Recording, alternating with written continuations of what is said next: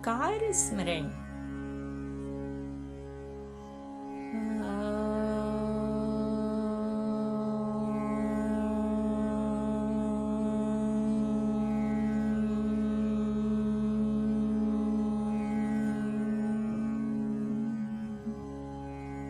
दोस्तों, एक बहुत ही बढ़िया सी कहानी सुनाने जा रही हूँ। शीर्षक है चोर चोरी से गया तो क्या हेरा फेरी से भी गया। किसी गांव में एक पक्का चोर रहता था, पर चोरी वह प्रायः धनियों के घर करता था। गरीब के घर चोरी करने भरसक न जाता था, शायद इसीलिए भी कि गरीब के घर मिलता भी क्या। लेकिन एक बार जब हाथ बिल्कुल खाली होने से भूखों मरने की नौबत आ गई तो मरता क्या न करता। वह उसी गांव के बाहर आधी रात को एक साधु की कुटिया में जा घुसा। यह वह जानता था कि वह साधु बड़ा त्यागी है, पास में कुछ रखता रखाता नहीं है। फिर भी सोचा, चलो जोई हाथ सोई साथ, खाने पीने को भी कुछ हाथ लग जाएगा तो 1-2 दिन गुजर हो जाएगा। यो कहीं से मांग चांग कर भी वह 1-2 दिन गुजर कर सकता था, पर चोर के लिए मांगना कठिन होता है, चोरी करना आसान। चोर ने जब साधु की कुटिया में प्रवेश किया, रात के करीब 12 बजे थे। कुटिया के भीतर जाने में उसे कोई कठिनाई न हुई। फूस की कुटिया में सैन लगाने की तो जरूरत ही क्या होती। दरवाजा बहुत मामूली, दीवार कच्ची, बहुत नीची, बहुत थोड़ी मेहनत से आदमी फान जा सकता था। लेकिन चोर को यह क्या मालूम कि साधु उस समय तक जागता होगा। साधु का त्यागी होना उसने सुन रखा था, पर उसके संयमी होने की खबर उसे न थी। दरअसल तो उस बेचारे को संयम और असंयम शब्दों का पता ही न था। उसके लिए तो सब धन 22 पसेरी थे।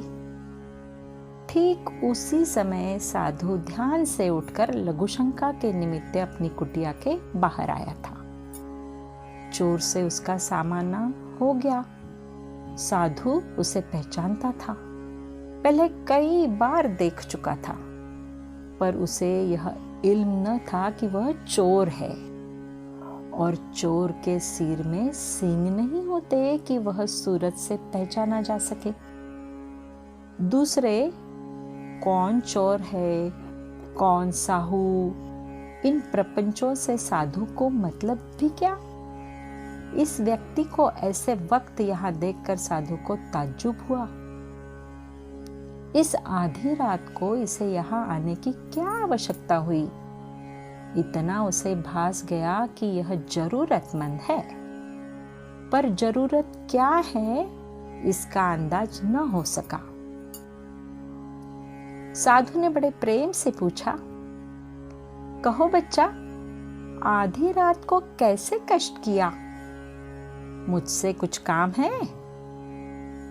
चोर बोला, महाराज, मैं दिन भर का भूखा हूं। साधु ने कहा, आओ बैठो, मेरे पास दिन के खाने से बचे कुछ फल फूल है। बहुत तो नहीं है, लेकिन तुम्हारा काम कुछ चल जाएगा। मैंने धूनी में शाम को कुछ शकरकंदियां डाल दी थी, वे भून गई होगी, निकाल के देता हूं, तुम्हारा गुजारा हो जाएगा। शाम को आ गए होते तो जो था हम तुम मिलकर खा लेते। लेकिन पेट का क्या है बच्चा, अगर मन में हमारे संतोष हो तो जितना मिले उसमें ही मनुष्य खुश रह सकता है। यथा लाभ संतोष, यही तो है। साधु ने दीपक जलाया, उसे आसन दिया, पानी दिया और जो सामान पास मौजूद था एक पत्ते में उसके सामने धर दिया और पास बैठकर उसे इस तरह खिलाया जैसे कोई माँ अपने बच्चे को खिलाती है। चोर साधु के सद्व्यवहार से निहाल हो गया। सोचने लगा, एक मैं हूं, एक यह है। मैं चोरी करने आया और यह इतनी खातिर से पेश आया। मनुष्य मैं भी हूं और यह भी, लेकिन सच कहाँ है? आदमी आदमी अंतर, कोई हीरा कोई कंकर। मैं तो इसके सामने कंकर से भी बदतर हूं। मनुष्यों में बुरी के साथ साथ भली वृत्तियां भी रहती है जो समय पाकर जग जाती है। जैसे अच्छा खाद पानी पाकर बीज पनप जाता है, वैसे ही संत का संग पाकर मनुष्य की सद्वृत्तियां लहलहा उठती है। थोड़ी देर के लिए चोर के मन के सारे कुसंस्कार हवा हो गए। अनजाने उसे सत्संग का लाभ मिला। कहाँ है? एक घड़ी आधी घड़ी, आधी हो पुनि आध, भीखा संगत साध की, कटे कोटि अपराध।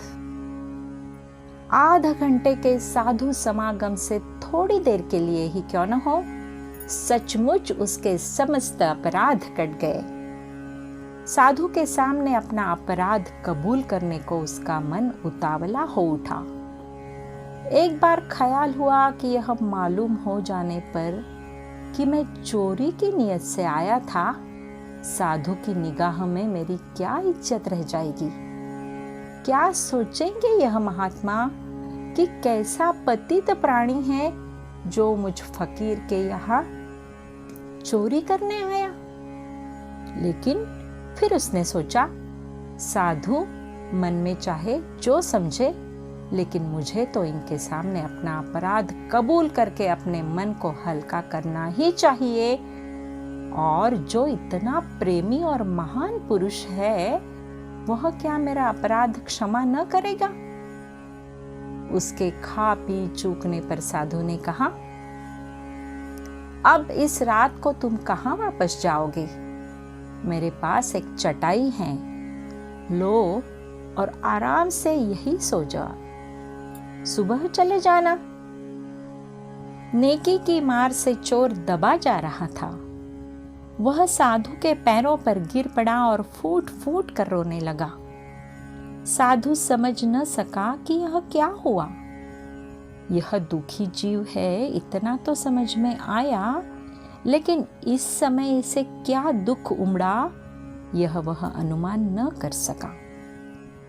साधु ने प्रेम पूर्वक उसे पैरों पर से उठाकर प्यार से उसके सिर पर हाथ फेरते फेरते पूछा, बेटा क्या हुआ?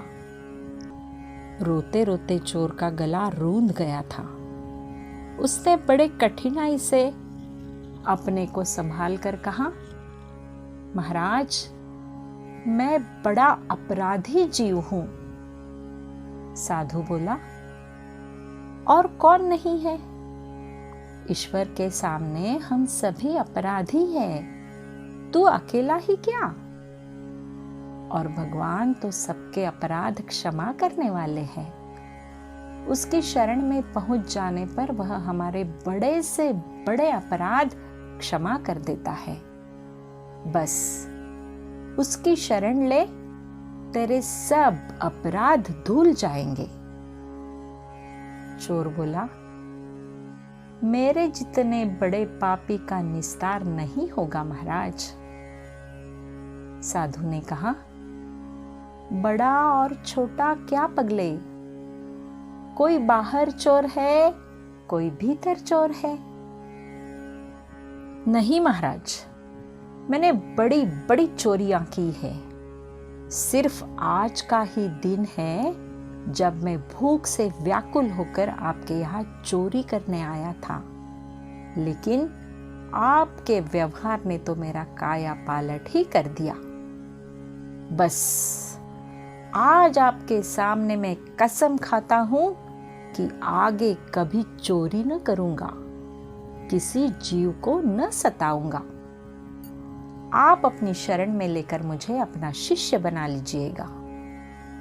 साधु ने तथास्तु कहा और एक बार फिर प्रेम से उसके सिर पर हाथ फेर दिया। प्रेम के जादू ने उतने ही क्षणों में चोर को साधु बना दिया। उस दिन से वह साधु की सेवा में रहने लगा। उसका नाम बाघ सिंह था। साधु ने बदलकर रामदास कर दिया। साधु की कुटिया के आसपास कुछ जमीन थी जिसमें कई प्रकार के फल लगे थे। शकरकंदी की थोड़ी खेती थी। रामदास उन फलों की और खेत की देखभाल में लगा रहता। वह कभी साधु की सेवा की बात करता तो साधु कहता, इन फलों की सेवा से ही तुझे मेरी सेवा का फल मिल जाएगा। मैं ये फल खाता हूं और तू भी खाता है। हम जिसका खाते हैं उसकी सेवा करना हमारा पहला धर्म है। रामदास का जीवन बड़े आनंद से कटने लगा। कुछ दिनों बाद साधु को एक भंडारे का निमंत्रण मिला।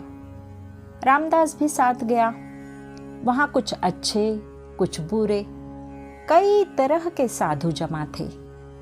उनमें कुछ सच्चे साधु थे, कुछ गंजेड़ी भंगेड़ी भी।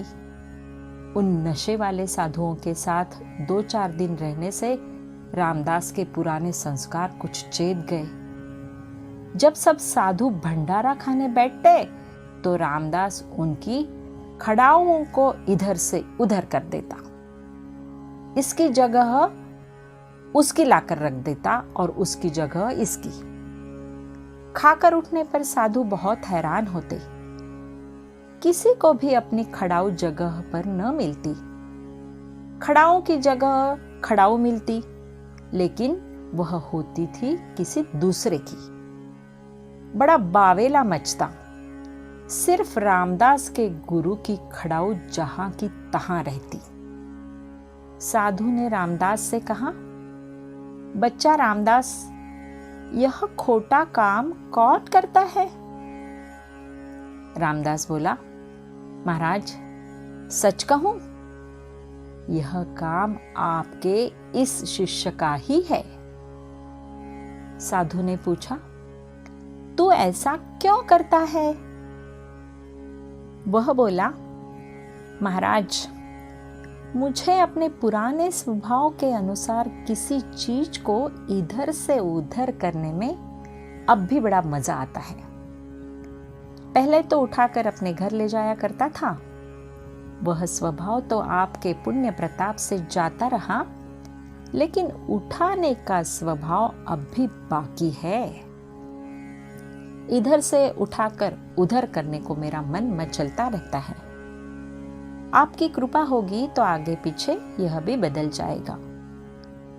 साधु मुस्कुराया और एक बार उसके सिर पर प्रेम से हाथ फेर कर बोला, देख बच्चा, इसमें दूसरों को कितना कष्ट होता है। मनुष्य को चाहिए कि अपने से जहां तक बन सके दूसरे का भला करे, कम से कम किसी को कष्ट तो न पहुंचाए। रामदास ने कहा, महाराज, इस दास का आज यह आखिरी अपराध था। आगे कभी ऐसा न होगा। धन्यवाद दोस्तों।